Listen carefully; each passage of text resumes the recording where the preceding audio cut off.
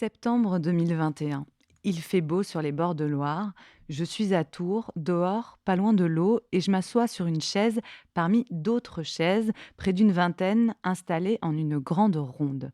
Chacun et chacune prend place. Très vite, le cercle est complet. Accrochée à chaque chaise, une fiche descriptive nous indique quel rôle nous devrons jouer dans cette ronde. Lombric, castor, Jussy, directeur de centrale nucléaire, forêt alluviale et autres agrillons. Je suis à Tours et j'ai pris place dans un cercle de justice restaurative environnementale conçu et animé par François Cribier et Marine Testu. Marine Testu que j'ai le plaisir de pouvoir interviewer aujourd'hui. Bonjour Marine. Bonjour. Marine Testu, vous travaillez aujourd'hui pour France Nature Environnement, qui est une fédération française des associations de protection de la nature et de l'environnement. Vous êtes chef de projet sur les déchets et les risques industriels. Mais avant ça, il me semble que vous avez une formation en droit. Peut-être pour commencer, est-ce que vous pouvez nous dire un petit mot sur votre parcours?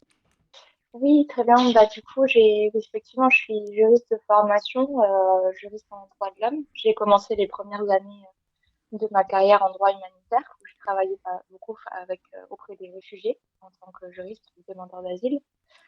C'est notamment une expérience en Équateur, quand je recevais des demandeurs d'asile colombiens, que j'ai pu vraiment comprendre ce qu'était que la justice restaurative, en tout cas appliquée à l'environnement, aux droits de l'homme, pardon, et au niveau d'une réconciliation nationale avec un contexte de conflit armé. Ayant toujours été très sensible tout ce qui était règlement climatique et comment on peut apporter des solutions systémiques à ce problème-là, en rentrant en France après mes années d'humanitaire, j'ai voulu tenter de chercher comment la justice restaurative pouvait être appliquée à l'environnement. Je suis passée vraiment par plusieurs détours. J'ai notamment travaillé, entre autres, à la protection judiciaire de la jeunesse, où bon, j'avais plusieurs missions, mais j'avais aussi une petite mission sur la justice restaurative et comment on peut l'appliquer sur les jeunes qui sont sous main de justice. Mm. Voilà, donc et puis après, j'ai eu cette expérience effectivement sur les parlements de Loire et vraiment c'était une toute première de voir comment on pouvait expérimenter ces systèmes-là sur un conflit ou un projet environnemental. Donc oui, le Parlement, enfin les parlements de Loire, donc c'est cette expérience que j'évoquais en introduction, hein, en 2021, et où quand justement je prends place, moi, en tant que participante, hein, extérieure et tout à fait profane, tant sur le droit que encore plus sur la justice restaurative.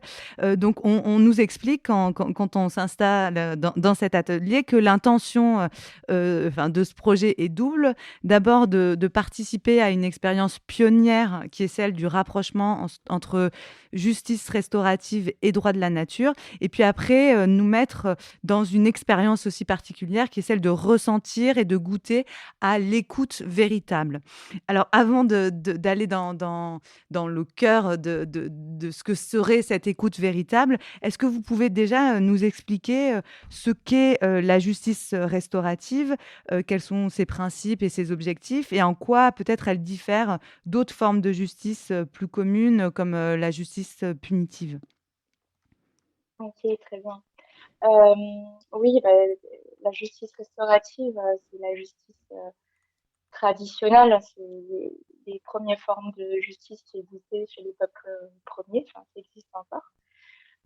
Elle consiste dans le fait que toutes les parties sont conviées pour trouver ensemble une manière de réagir à une situation et aux conséquences d'une, d'un tort qui a été causé. Euh, donc, en fait, cette suite de justice, après, a été diffusée d'une certaine manière dans les pays occidentaux, surtout à partir des années 70, quand aux États-Unis, il y a eu beaucoup de rébellion sur la justice qui était appliquée à l'époque. Et c'est venu au final dans l'Union européenne avec une directive en 2012.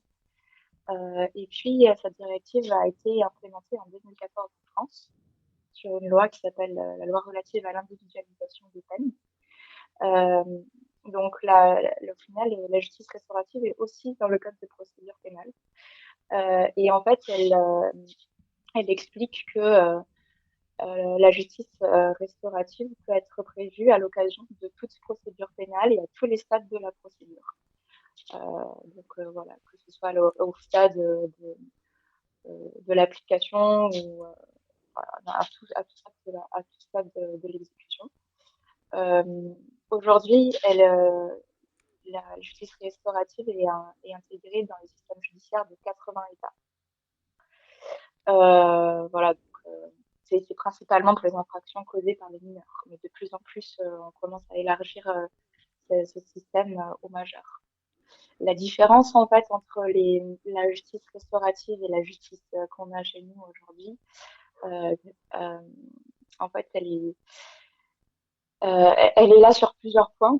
Notre justice, la justice actuelle, elle considère un, un, un tort qui est causé à quelqu'un comme une violation d'une loi, d'un texte. La justice restaurative, elle va considérer que c'est une atteinte qui est d'abord faite aux personnes et aux relations. La justice classique, elle va forcément chercher un lien, elle va établir une culpabilité et elle va essayer de créer une dose de souffrance qui est à peu près proportionnée à celle qui a été causée à la base.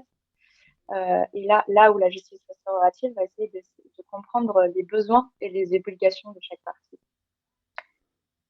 Ensuite, pour la justice aujourd'hui en France, en majorité, elle repose sur des conflits entre des adversaires,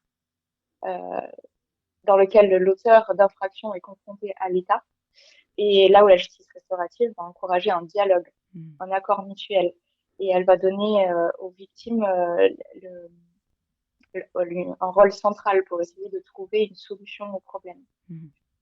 Voilà, on va plus chercher à guérir et à rétablir un lien entre la victime, qui n'est pas considérée vraiment comme justice, mais comme une victime dans la justice restaurative, et l'auteur.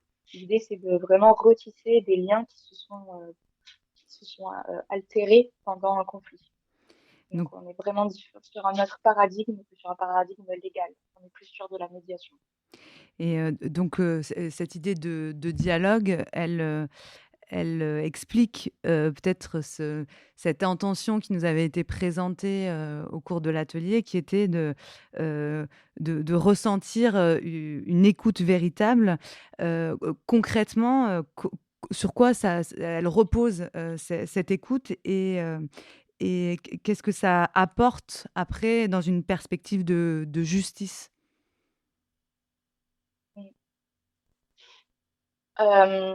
Du coup, vous avez peut-être vu les différentes questions qui étaient posées Exactement, et les techniques c'est vers de là que médiation. je cherche à vous amener. Effectivement, après, là, on rentre dans des exercices vraiment de médiation, de la communication non violente. On cherche à ce que la réelle compréhension, que chacun puisse vraiment se mettre à la place de l'autre et comprendre le problème à travers les lunettes de l'autre. Et là, il y a des techniques de médiation qui sont de facilitation ou tout plein d'autres comme disciplines reprennent les mêmes techniques, mais il y a notamment ce qu'on a utilisé et que j'ai trouvé très fort dans le cadre de mon cercle en 2021, c'était la reformulation. Ça pouvait paraître un petit peu lourd a priori, parce que ça consistait à ce que chaque personne qui exprime son point de vue euh, devait devait valider la compréhension du groupe, que le groupe en avait eu.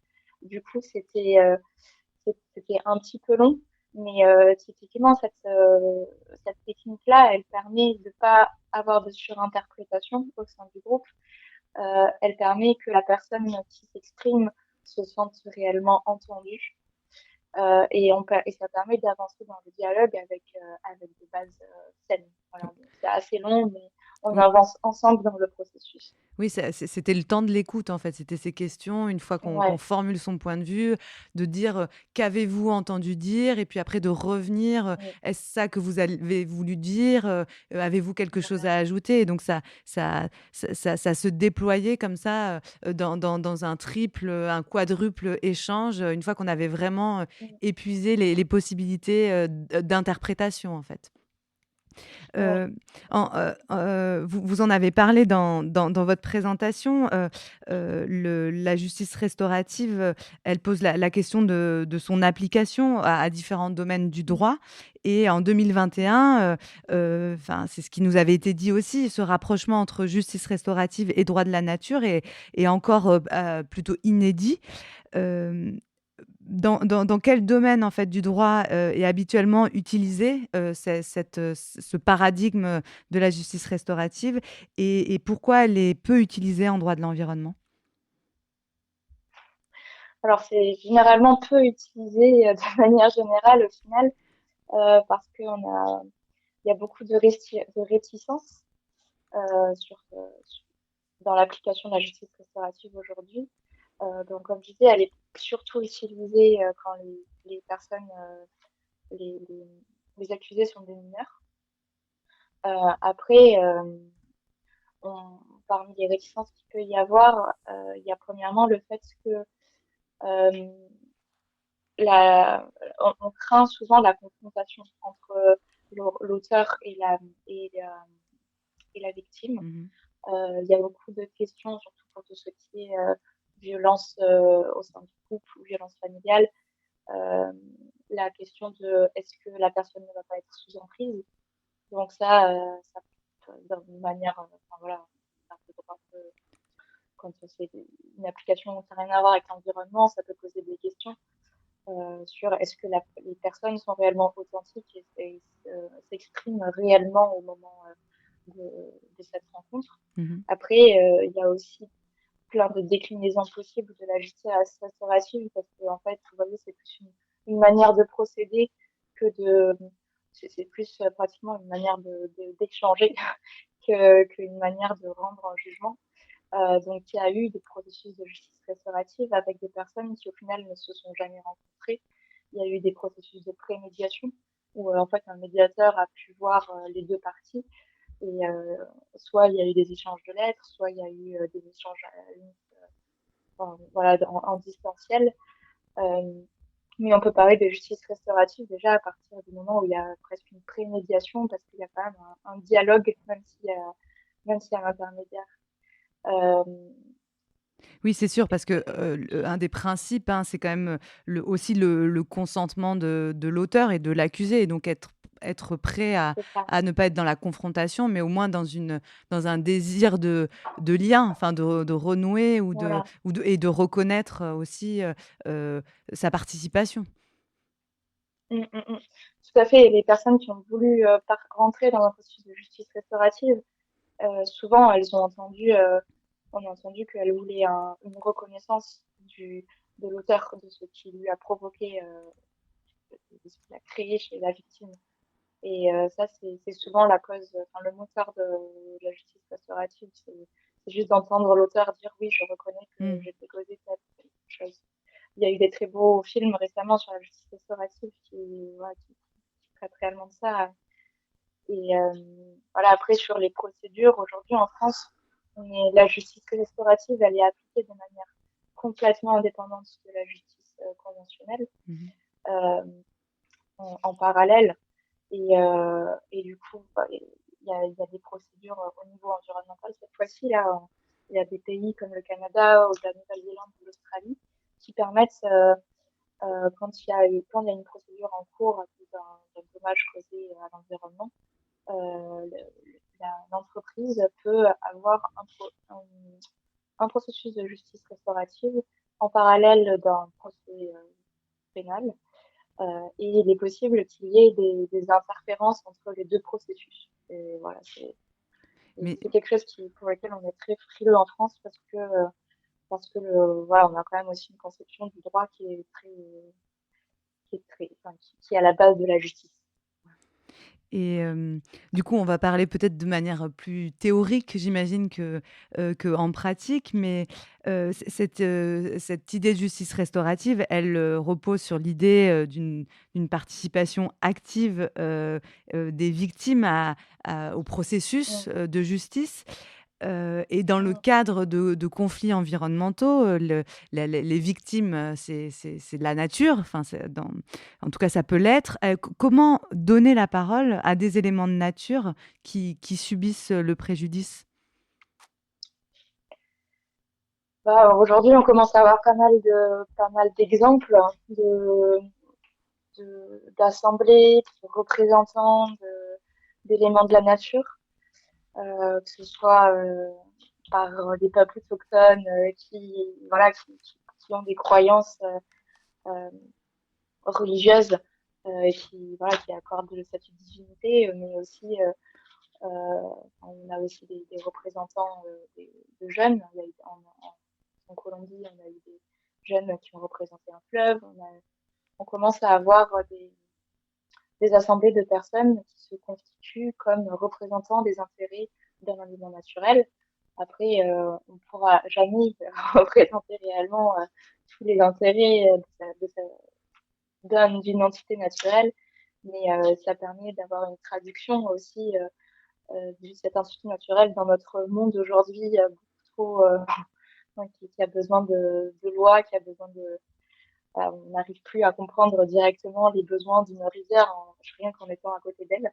Apparemment, ça suffit pas. Mhm. Donc oui, on a besoin d'avoir des assemblées de naturalistes, de représentants de générations futures, de scientifiques pour pouvoir aussi porter de, les intérêts des éléments auprès des institutions et même auprès des citoyens. Et si enfin, l'objectif de cette justice restaurative n'est pas d'établir une culpabilité, est-ce que ce type de cercle peut aussi servir d'instrument ou d'outil de prévention, en fait, pour finalement intervenir en amont des dommages au stade des risques d'atteinte pour prévenir de possibles atteintes à l'environnement. Est-ce que ça, c'est des choses qui se sont vues ou qui sont envisagées dans ce type d'approche? Oui, ça se fait dans plusieurs pays. Je pense après que c'est peut-être aussi l'application qu'on peut avoir qui est la moins compliquée au regard de tout ce que ça peut impliquer en termes de changement sur nos systèmes juridiques. Mais effectivement, aujourd'hui, on a des systèmes de consultation qui sont très techniciens. Enfin, personne ne va aller voir le projet de PLU dans nos mairies. En Mm. fait. Et peut-être que en fait, un, enfin, un atelier ou un moment où toutes les représentants de la société, des habitants seraient conviés pour avoir une phase de présentation d'un projet et après une phase qui est réellement une phase d'écoute des citoyens avec aussi une facilitation des paroles qui est cadrée, comme on a Mm. pu avoir sur les cercles de la parole, bah, ça pourrait avoir en fait une vraie consultation démocratique et qui permet aussi d'impliquer le sensible, mais d'une manière dépassionnée en fait. On va pas chez la justice restaurative, c'est aussi son point fort. Elle permet de dépolariser un débat. Chacun parle posément de ce qu'il ressent et, et voilà, il n'y a pas de discours enflammé qui finalement fait que on va pas avancer sur un sujet, mais chaque personne peut se positionner et je pense qu'avec des processus de justice restaurative, des processus restauratifs, on pourrait ensemble réussir à prendre plus de décisions collectivement, de Et manière plus éclairée. Et pour finir, pour clore peut-être sur vous, votre expérience, je pense, aux Assemblées de Loire, mais peut-être que vous avez fait d'autres cercles de justice restaurative appliqués aux droits de l'environnement, aux droits de la nature, plus spécifiquement. Est-ce que, dans l'expérience de cette facilitation, de cette animation, vous avez vu, heu heu, produit, des réactions, des choses peut-être surprenantes, auxquelles vous vous attendiez pas et qui portent, un espoir, sur le sur, notre capacité à construire collectivement, une réparation, de ce monde ou une conciliation? Ce qui m'a le plus marqué, c'est quand quelqu'un m'a dit: «Ça fait longtemps que je me suis pas sentie autant écoutée», et en sachant qu'on parlait de choses complètement fictives, donc je sais plus quel rôle elle représentait, mais peut-être un castor sous un pont, et j'ai trouvé ça fou d'entendre ça.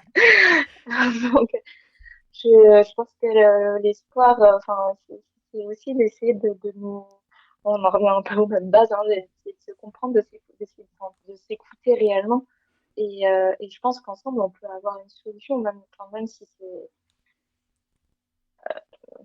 je pense qu'on a des besoins, des besoins en tant que personne qui pourraient être réalisés, qui permettraient d'aller beaucoup plus loin que ce qu'on pense aujourd'hui, rien qu'en essayant de s'écouter respectueusement. Mmh. Bah, je vous propose qu'on finisse là-dessus, sur l'écoute du castor sous un pont. Je trouve que c'est une belle image. Merci, beaucoup, Marine Testu, merci et bonne journée. Au Merci à revoir. vous. Bonne journée. Au revoir.